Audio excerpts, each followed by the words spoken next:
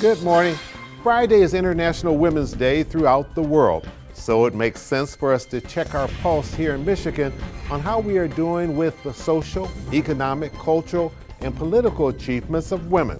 The day also marks a call to action for accelerating gender parity. Our guests, Terry Barclay, President and CEO of Inform, Rick DeVore, Regional President of PNC Bank, and Janice Cosby Adams. She is the Chief Marketing and Communications Officer for Ascension, Michigan. And later, we'll pick up on our bipartisan conversation between congressional members Debbie Dingell and Fred Upton. It's Sunday, March the 3rd. I'm Chuck Stokes, and this is Spotlight.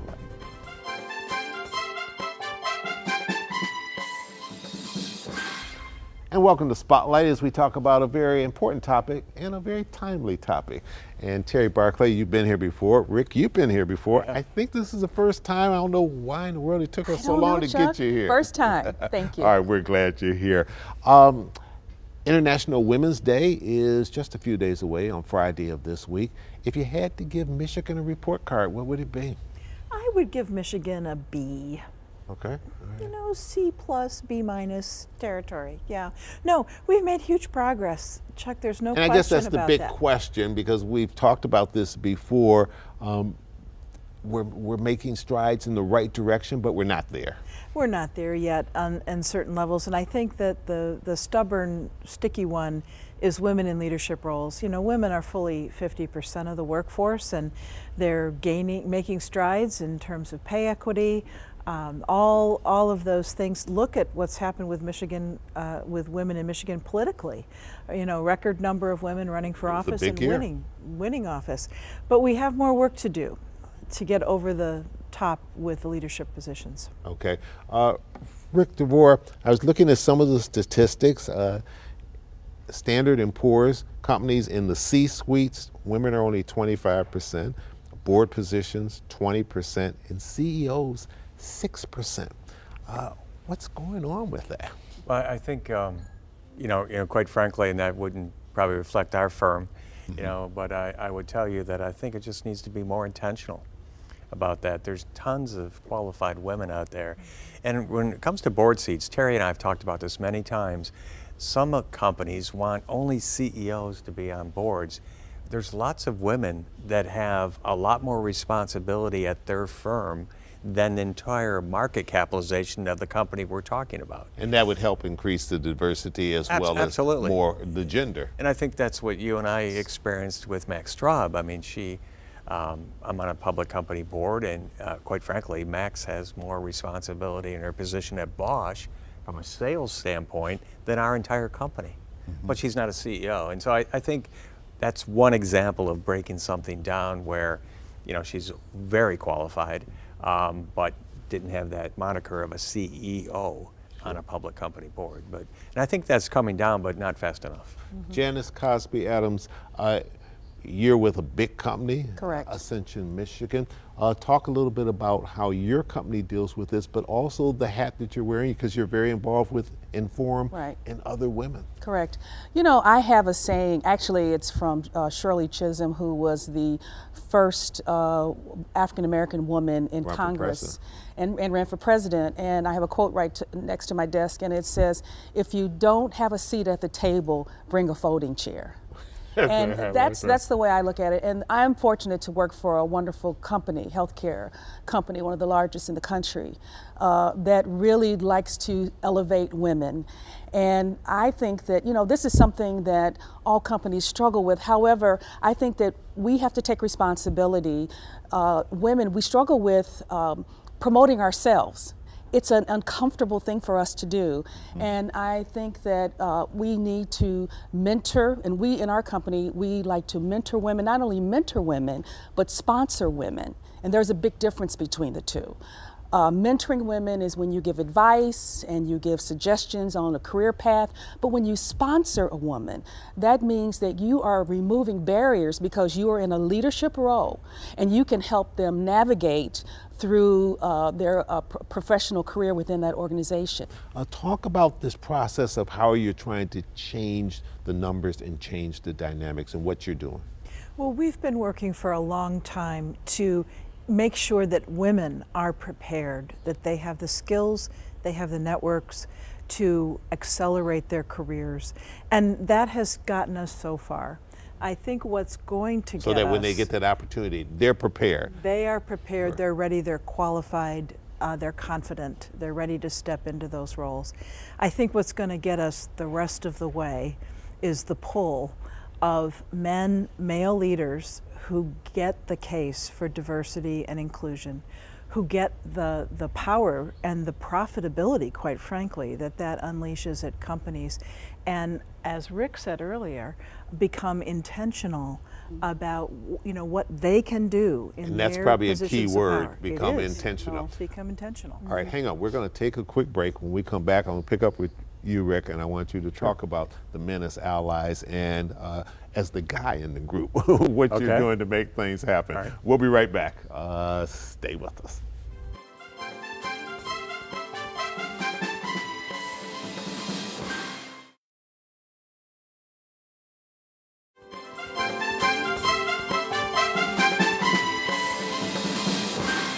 And welcome back to Spotlight. Rick DeVore, I apologize, cut you off before we went to the break. Men as allies, what role do they play in this? And what kind of conversations do you have with other men, other CEOs about this topic? And this is a group from around the state, so it's not just Detroit-centric, but really sharing ideas and learning more about what's working at their firm in this effort to elevate women in the workplace. And quite honestly, it's just good business to do this, right? I mean, there's a number of women business owners. It's the fastest growing segment. And so, people ask, why do you do these things? Not only is it the right thing to do, but it makes for good business. But in my case... And is that what gets the ear of other males maybe quicker than anything when they've come up in a very male-dominated world and business world and society? I think it might be the start of it. It's laying the foundation why you might want to consider it. But quite frankly, I think as you get more into it, you realize it just makes a lot of sense if you look at your constituencies, right? Your employees, your shareholders, and your communities. I mean, you really need to have a workforce that more mimics that than in the that reflects the overall society. Absolutely. Yeah. And I talk about this word all the time. I think you can't overdo this word about being intentional. And in our case, and what I mean by that is intentional on the pool of candidates for different roles. And you have to have the courage to say, look, that is not the kind of pool I'm looking for. Come back when you have something. And then you have to, I think, also recognize that you have to maybe stretch a little bit. I think sometimes just because there's not a woman in a certain role doesn't mean it can't happen. Well, the head of our commercial real estate group is a woman, a $50 billion portfolio. And that's a traditionally pretty male-dominated area within finance. And and she's received the job because she's qualified, but now she has become a big advocate for women in leadership roles at financial institutions. Janice, how do you diversify that pool that Rick just talked about? Because if the pool isn't diverse, then what's going to eventually come out of there is not going to be diverse. Right. I think that again, the word intentional, I think that you have to wait until that pool is diverse to select from. But why do people have such difficulty making the pool diverse? Is it because we're all so comfortable dealing with those that look like us and we don't want to go beyond that barrier? I agree with that. I think, we have men like Richard here that, understand that when you have a diverse pool of candidates or a diverse workforce, I mean, you have more innovative thinking. You open up your scope, the ideas are just broader when you have a diverse workforce. And I think if our companies, our organizations understand that, then we'll run towards that diversity in our workforce. Yeah. I think we've been benefiting though, Chuck, from market forces, because we've got one heck of a talent shortage. Yes. Oh, absolutely. Going on right now. And Low unemployment. when I go, I don't know about you, Rick, but when I go out and talk to businesses, the number one thing that I hear about is the talent shortage. And I've observed that drives companies and leaders to get more creative about how they create that pipeline. So we've had a boost, I think, recently in this work. Right. So we're also talking recruitment, and we're talking recruitment as people get out of college and start getting them into the pipeline. Janice, you wear kind of two hats here, though. You're a woman, but you're also a woman of color. Correct. That's a whole nother issue in this conversation is how much are we moving women of color into the C-suites and CEO positions? You know, that's still very difficult because it really grieves me at times that I can be in a room full of 300 people and I'm the only one in the room of color. And there are other women, but not women of African-American women in particular. So I think, again, we have to make sure that we are at the table, that we put ourselves out there. I think we have to be, we keep using that word intentional, but I think that we as women, and African-American women in particular, we have to say that we deserve to be there, that we are qualified, and that we have to make sure that we go after those positions, after those leadership roles, because, you know, my brethren here, you know, they just automatically do it. They just automatically go for those roles. And we're a little bit reluctant to do it, and I think that it's a change in culture. It is. It is, and it can be a little bit intimidating for us at times to feel that we can go after a mainly male-dominated position. And so we just have to step up to the plate and understand that we too are qualified and that we can do those roles just as well. Let me ask, and anybody can respond to this, how important is the word honesty and dialogue, having open, honest conversations about this topic that sometimes can make people be uncomfortable? Well, Chuck, I was going to say that one of the things that has impressed me about our Men as Allies Roundtable is the candor at that table, because those are confidential conversations, and I think people feel comfortable, the members of the roundtable feel comfortable being pretty direct about the things that they may struggle with. And so I think it's incredibly important. But I think also there's a culture side to this, Chuck. I think you have to have a culture where not just you are leading, but other people and saying, well, why not her over here? I know she's in this role, but why not? And that gets people thinking. Right. I mean, so, and it has to be kind of in my mind, an infectious culture where we run into this a lot in banking where people, let me give you an example. A young lady gets a master's degree while she's working at a branch. But people might see her in the light of being an assistant branch manager, not knowing that she actually is qualified to be in another role, whether it's an investment side or in corporate. Has been preparing for that. Yeah, and then what you don't want a culture where, well, she decides that she has to, only way up is to leave. But we need, you know, I talk about painting people with their current paintbrush. We have to be able to envision them in a different role. You know, when you're sitting in a boardroom and everyone looks like you, there's a problem. I think that you need to diversity of thought that way, that's for sure. Yeah, diversity. Yes, exactly. And I think that we need to, leaders. A lot of times that bell doesn't go on for people. No, it doesn't. There and they don't realize. It doesn't. It doesn't click. It doesn't click. It clicks for the person who's the only one. Absolutely. That's different in the room, but it doesn't click for the rest of the people in the room. And I think that leaders and board members, they need to be cognizant of that. And we've got a problem in this regard because the data from the Michigan Women's Leadership Report that Inform does shows that while the numbers for women, you know, women are roughly 15% of board positions, women of color, less than 1%. Yeah, and certainly not that. So we have work to do. Certainly Yes, not reflective of what they are in society. Terry Barclay, thank you so much for coming in. Richard DeVore, thank you. Janice Cosby Adams. Thank you. The Adams is kind of new on that. Congratulations. Thank you. All right, and we'll be back in just a second. We'll pick up where we left off last week. We did an interview with Congresswoman Debbie Dingell and Congressman Fred Upton. We weren't able to get all of it in there, so we're going to pick up with what you didn't see, them talking about bipartisan cooperation in Washington. We'll be right back. Stay with us.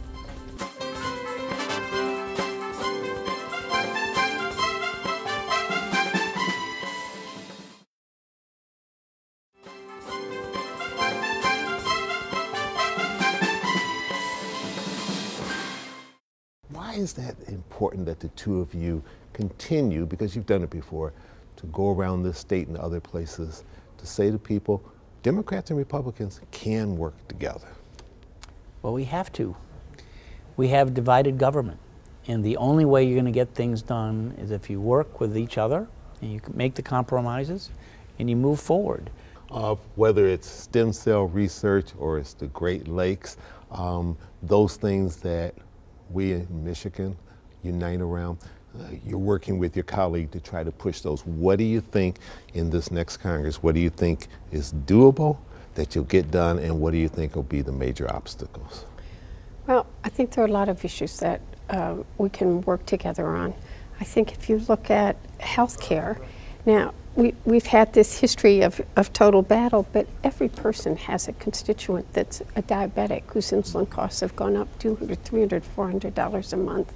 We all need to do something about the rising and escalating costs of drugs, and I think we will do something together on drug pricing. We need to, the auto industry is going to be front and center again, whether we like it or not. It's got some real issues, and we've got to make sure that it's staying at the forefront of innovation and technology, that it's a leader and not a follower in these energy and environmental concerns, but we're transforming transportation and mobility. We got to fix the damn roads. I hate that phrase, but everybody else loves it. It worked, you know, it works. And I'll tell you something, and I told you, until I saw Gretchen downriver using it, we don't have Republican potholes and Democratic potholes. We got potholes. And by the way, while we're talking about bipartisan, we're not Democrats and Republicans, we're Americans. And remember, we need to remember that united we stand, divided we fall. All right, we need to get to a break. We'll come right back with more questions with Congresswoman Dingle and Congressman Fred Upton. Stay with us.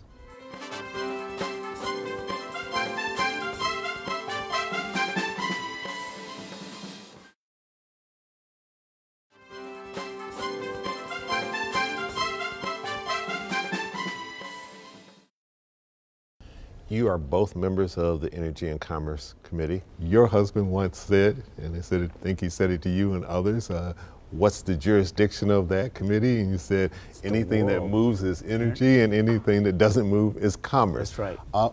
What are priorities? What would you like to see that committee get done in 2019? Well, we have a lot of things to do. We have a new chairman because we now have a new speaker of different parties. But, you know, one of the things that John Dingle taught me, and I took him out to dinner with the other chairman when I became chairman, how do I make this committee work? How do I follow the pattern of getting things done? And you name the issue, because we have the world, in essence, in terms of our jurisdiction. A real command of the oversight side of things. I think you'll see that oversight subcommittee work in a very meaningful way. John Dingle always wanted to weed out fraud and abuse and then come back with legislation to correct it, and we did that on a host of issues. But you take a look at energy, you take a look at telecommunications, you take a look at healthcare and prescription drugs, which I think is an issue that we will take a hard look at.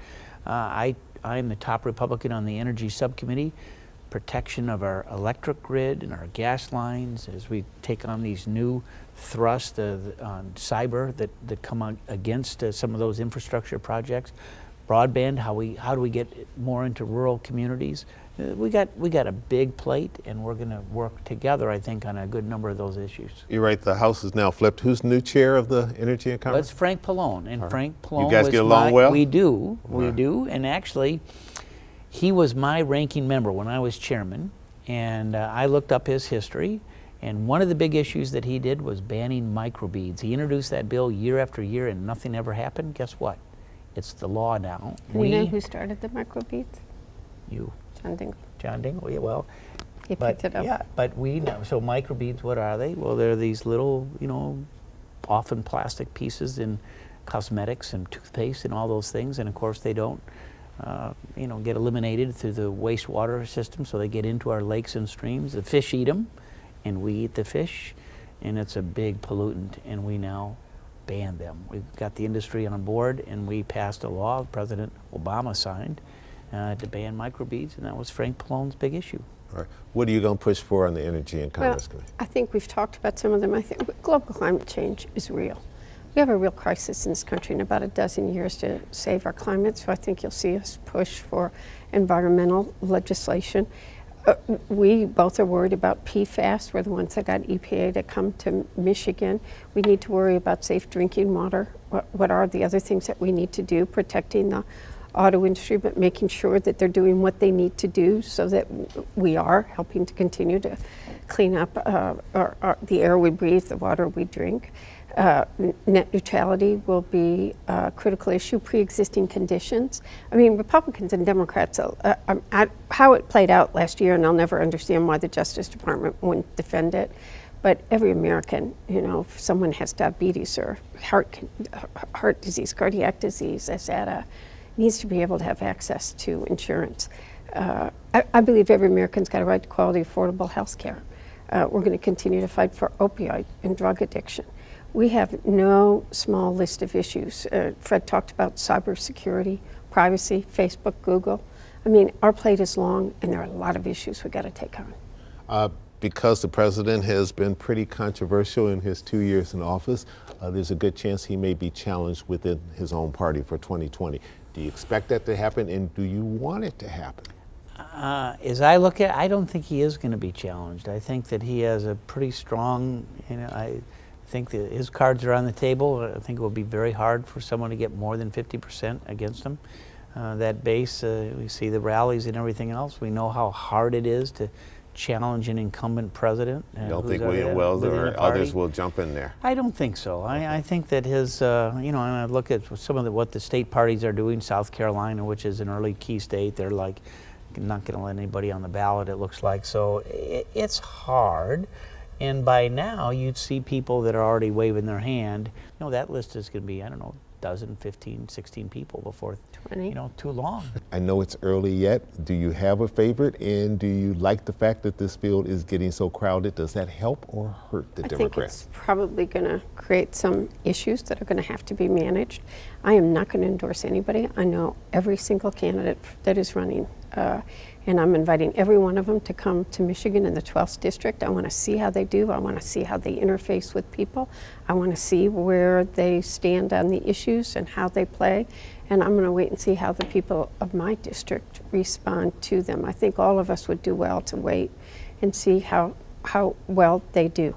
All right. And they'll sort themselves out one way or another. All right.